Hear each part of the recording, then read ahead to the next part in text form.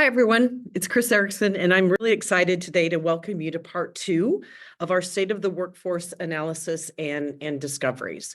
But before we do that, I thought it would be good to do a brief review of part one, which was our March Learning series that was produced by James Longabaugh, who's our Director of Consulting.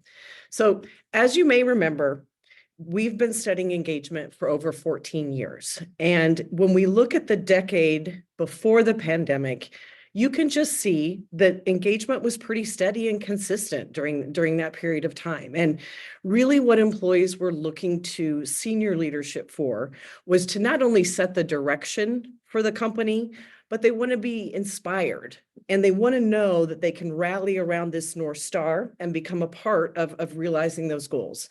They also wanted to know what was in it for them, and they wanted to be rewarded for it. And then, as we affectionately call the period of January 20th through December of 2022, we call it the roller coaster ride.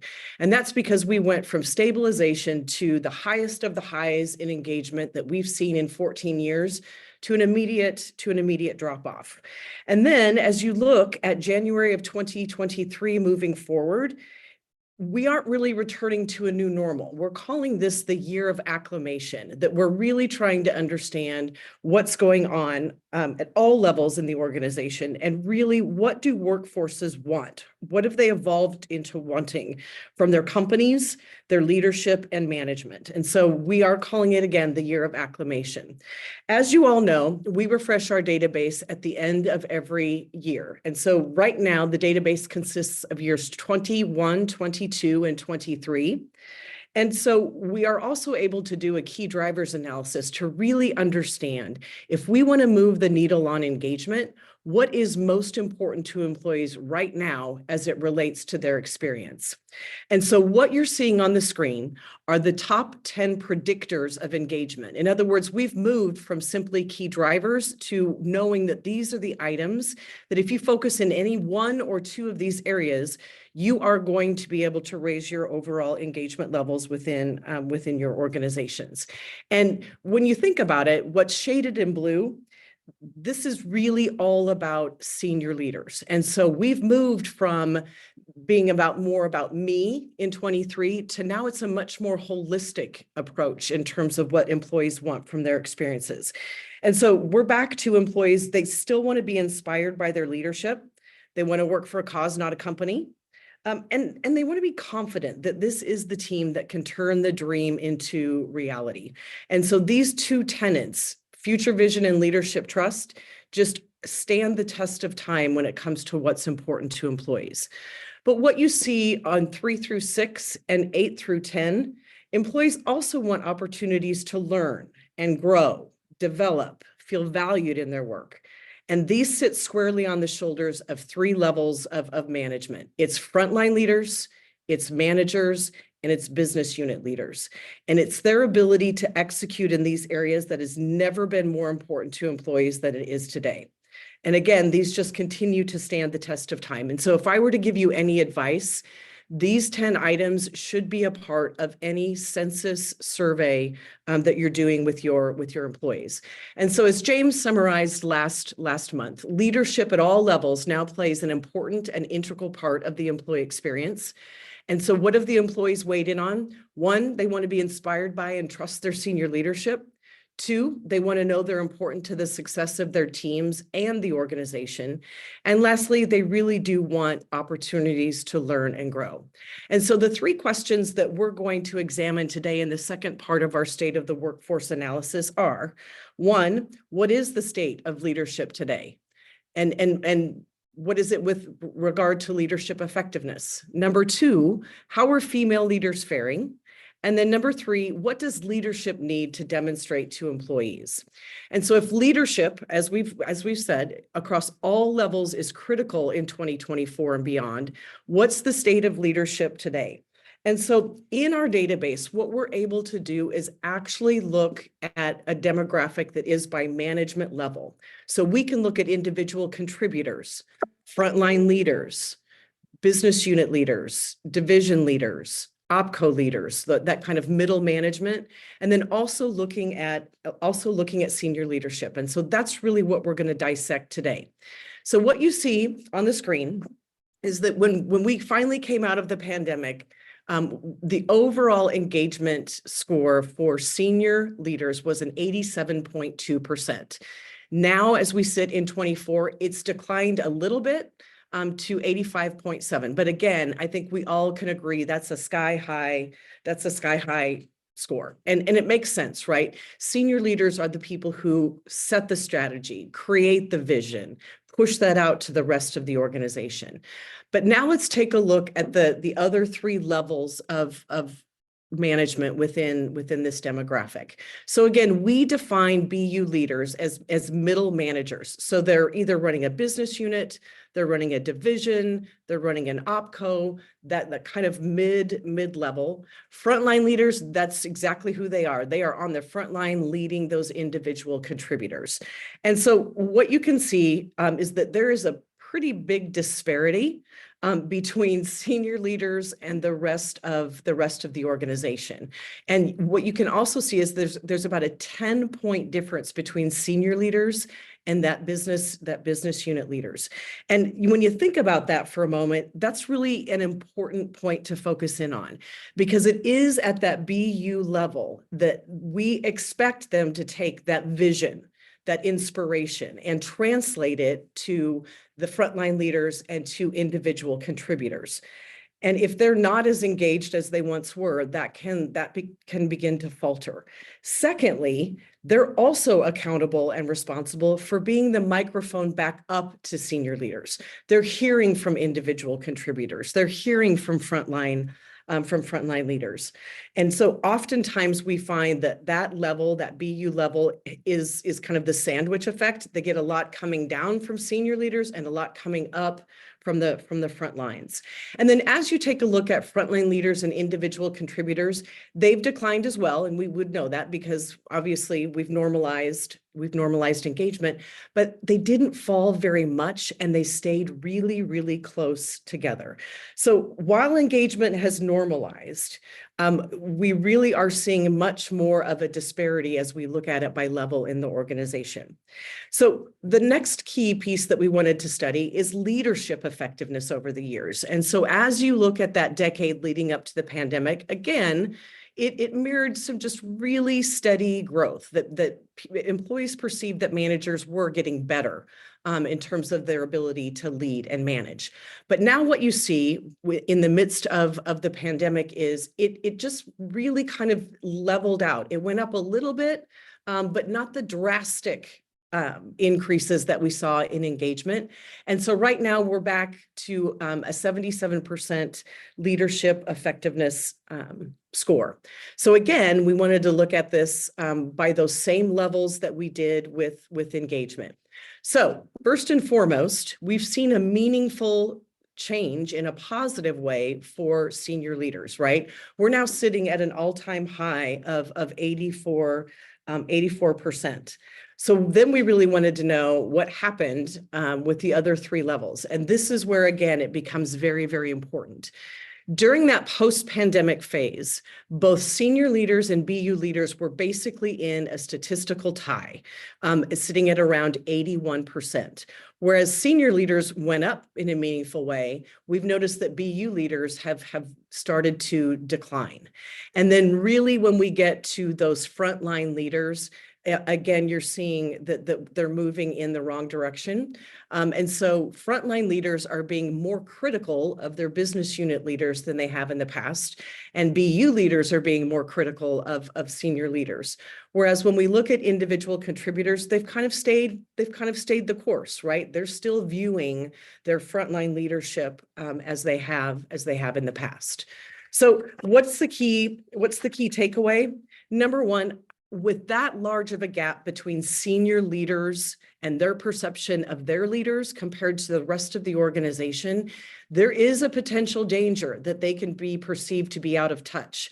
Their scores are sky high on engagement. Their scores are sky high on leadership effectiveness. And that means that in their world, things look pretty bright and pretty rosy, whereas the rest of the organization is experiencing more of a decline. So if I were sitting in senior leader shoes, what do I think are the three musts? One, we really do have to demonstrate that employees, specifically those mid-level managers, are important to the company's success, that they are the linchpin. Number two, we want to be able to connect the employee's work to the company's future vision. And lastly, we've got to have that ongoing two-way communication so that those mid-managers aren't feeling so stuck in the middle. So remember, we talked about how we didn't see as much of a decline in terms of frontline leader effectiveness. And so we wanted to take a look at what does engagement look like just overall when we look at the database overall, as well as the frontline leader database scores. And what you see here is that there's a meaningful difference between how people are scoring the person they directly report to and their overall level of motivation, commitment, and conscientiousness for the organization. And what tends to happen when we see that large of a gap and we see them going in the opposite directions, this to me says that people are feeling very local. This is about me. This is about my team. It's about the people I work with every day. And there's not as much of that affinity for the organization overall. And while that may seem logical, there can be an inherent danger here that if for some reason my manager leaves, gets promoted, moves on, then if I am all about me, myself, my team, employees can begin to feel lost. And so one of the pieces of advice that we want to give all of you today is we've got to start to strengthen that connection between the employee and the company overall.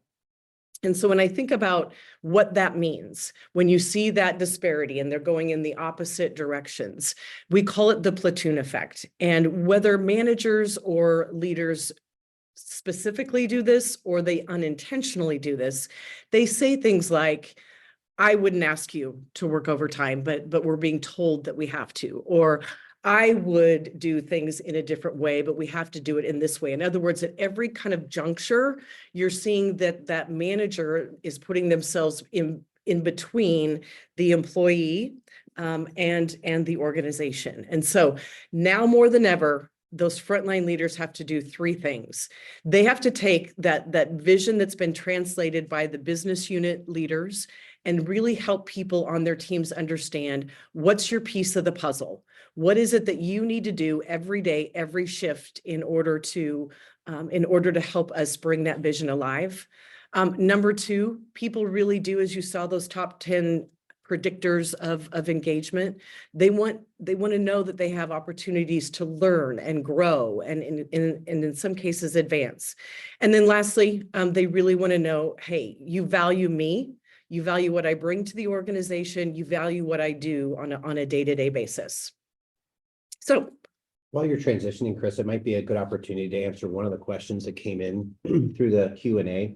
And that is, could you put some timetables around when you describe pandemic, post-pandemic, and now, like what are those periods of time? Sure. So post-pandemic would be from what we've measured, 2010 to 2019. Pandemic was January 20th through December of 22. Post-pandemic really was 23. We were still coming out of it. And then we're moving now into what we're calling that state of acclimation.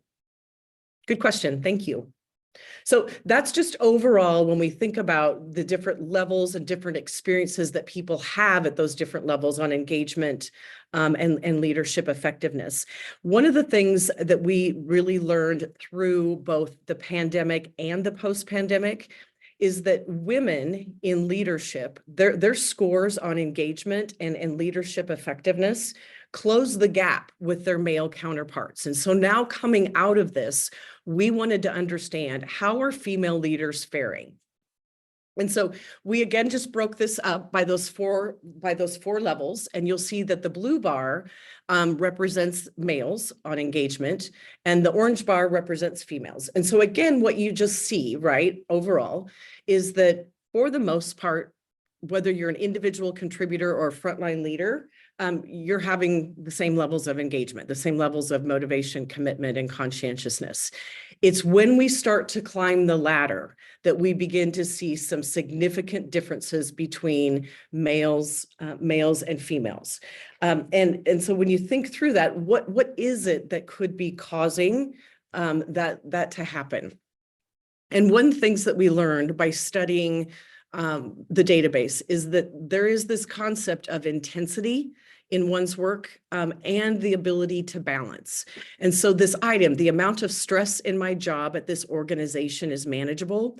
One of the things we just know about people is that everyone has a different governor when it comes to the amount of hours you work in a week, the amount of stress that you like, the intensity with which you work. And what we're noticing here for the first time is now our frontline leaders and our business unit leaders are significantly below those individual contributors and senior leaders. So again, what you're seeing in the pattern of the data is that, again, those BU leaders are really seeming to have a bit of a different experience compared to the rest of the organization. I'll also say that when it comes to frontline leaders and BU leaders, they are often the individuals that are taxed with doing more with less. Sometimes that's, more work with less people, more work with less resources. But there's just an imbalance here as we think about looking at levels overall.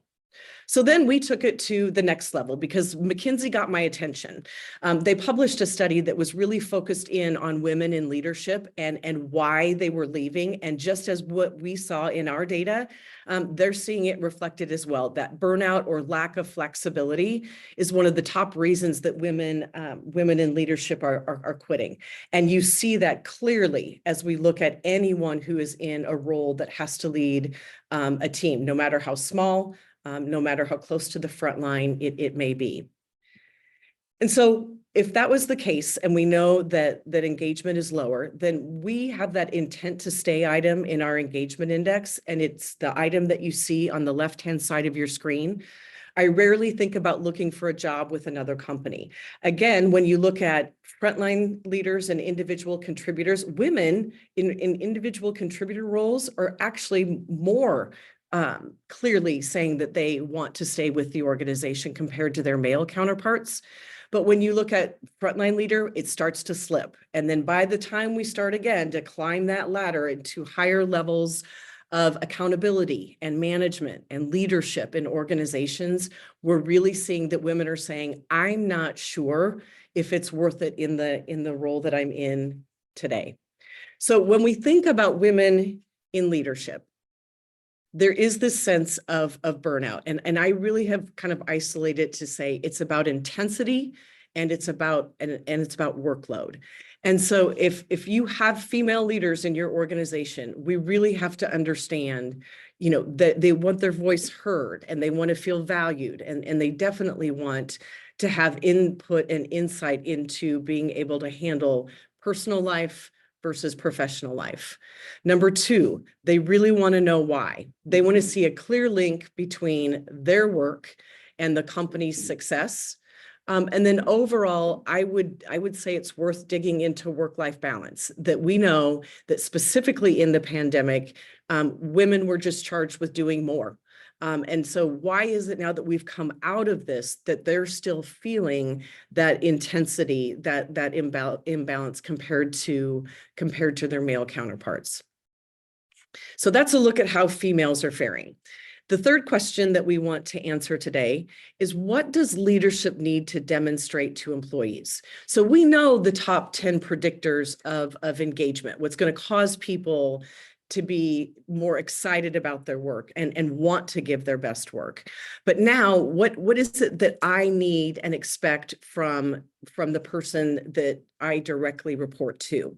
And over the years, we've developed a leadership effectiveness index. And what we've just known is it just boils down to three critical areas.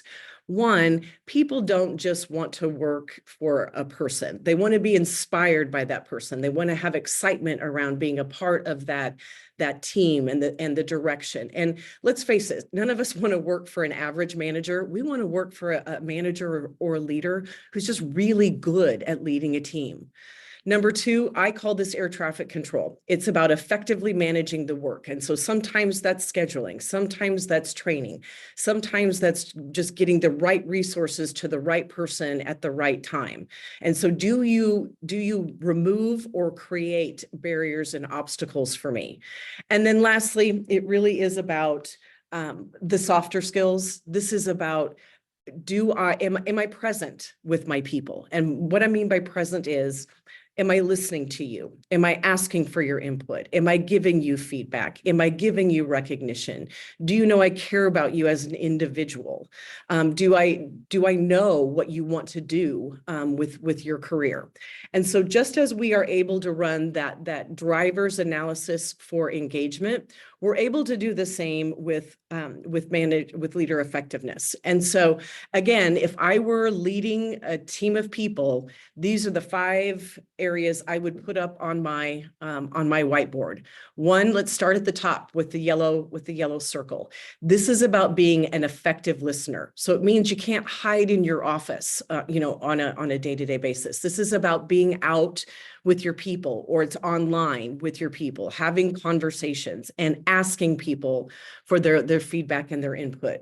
Number 2, people really do want to be good at their jobs. There's not many people that just want to phone it in. And so how do you give constructive, positive feedback that helps people get better at what they do on a day-to-day basis? Number 3, making sure that feedback is timely and helpful. And that's, again, really what I mean by being present. You've got to be around and with your people in order to be able to catch them when they need correction, but also catch them when they're doing things, good, right, and well. Keep your commitments. Basically, do you walk the talk? People want to know that when you say you're going to do something, you're going to follow through on it.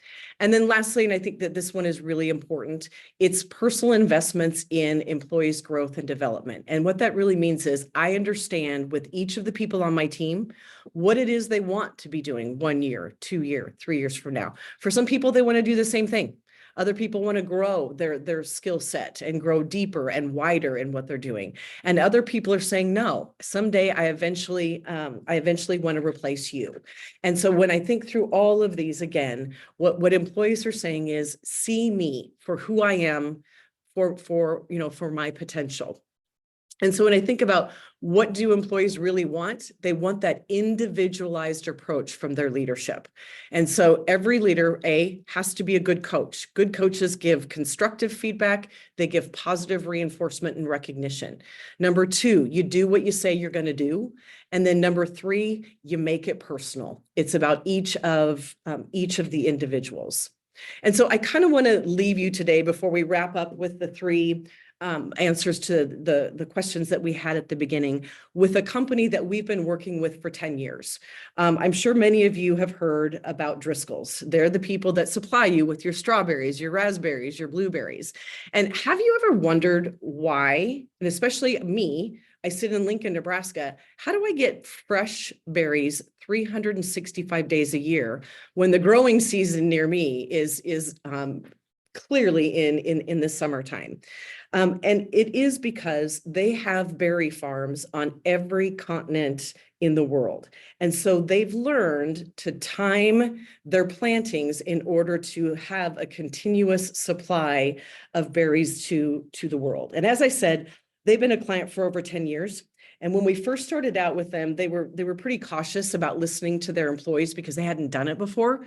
And so we started with their corporate group. And very quickly we learned, and they learned, they're good at listening to their employees. And so they realized that it was making a better experience for corporate. They now needed to take this globally. And so I just want you to put yourself in the shoes of a seasonal berry picker. First and foremost, this work is backbreaking. You're working in hot conditions, and you're on your hands and knees. These berries get picked by hand, and you're in some of the most remote locations on earth. Secondly, almost all of these workers have never seen a smartphone, a tablet, certainly not a computer.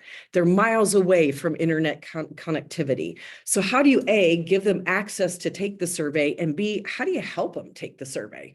And so again, by listening to their employees, Driscoll took those challenges head on. They provided training on the technology so that people could get comfortable taking the survey. They also taught employees how to read and how to comprehend so that they were getting much more accurate feedback from those groups. And as the program evolved, we're super proud to say that engagement continued to rise and retention of seasonal workers skyrocketed. Right now, at the last survey, they were sitting at an 86% overall score on engagement, which puts them in the 90th percentile in our WSA database. And, one of the other things that they learned in their last survey is that when they looked at their tenure demographic, they have an aging population. And with that work being as backbreaking as it is, that's a challenge for people as they continue to age. And so again, being great listeners of their employees, they figured out a solution. And that's what you see right here. This is actually our team members walking down the row. If it's hard for me to get on my hands and knees to pick berries, then let's remove that obstacle. Let's remove that barrier. And so a pilot program in California, they raised the beds. And this was actually taken in 2023. And for any of you who are weather watchers, if you know what happened in California, they had torrential flooding. And it happened in peak berry picking season. So what happened? The competitors of Driscoll's were completely wiped out. Driscoll's was the hero. They didn't lose one single berry because A, they listened to their employees and created a smart solution that not only helped the employee experience, but it turned out to be really, really good for the business overall. And so if we were to answer the three questions, one, what is the state of leadership today? It's highly effective. Those leadership effectiveness scores are remaining very, very high. But there is a widening gap, and it is a gap between senior leadership and the rest of the organization. And in some places, we really do have to watch that platooning effect where it's really high leadership effectiveness and when engagement scores are declining. Number two, how are female leaders faring? They closed the gap on engagement during the height of the pandemic, but now they've declined. And I really think it is looking at that intent to stay item, because it's not just WSA data that says that they are a flight risk. We're seeing it from other consultancies as well. And we really do believe that intensity and balance are the key reasons for the decline. And then lastly, what does leadership need to demonstrate for employees? It really is that sense of value. And that means you understand me, you individualize my experiences, you individualize my recognition. And when employees feel that they are involved in those decisions that are important to them, and they can get excited about the vision, they really want to take an active role in helping bring that to light. And so again, leadership at all levels really needs to continue to focus on connecting the employee to the organization. So that is the state of the workforce 2024. Thank you for joining. And by the way, be on the lookout. We're shifting our learning series now to really looking and focusing in on industries specific. And so our May learning session is going to be focused on the manufacturing sector and will be led by one of our senior consultants, Randy Stearns. So scan the QR code to register for some upcoming learning sessions, or you can even download some of the previous ones. So that's the state of the workforce. We'll take just a moment. If there are any additional questions, please feel free to put them in the chat. Happy to answer them.